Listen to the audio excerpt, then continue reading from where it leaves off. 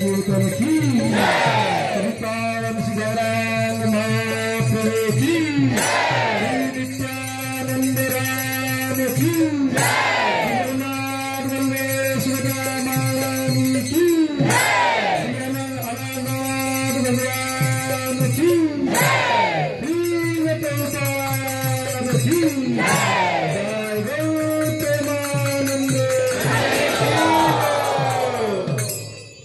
खाली डोके टेकून प्रणाम करा.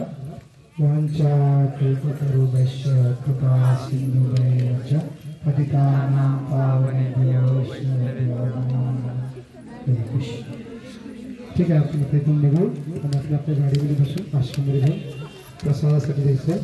आणि आपल्याला विशेष इथला खीर प्रसाद आहे तो पण आपण घेतलेला आहे. तो आपल्याला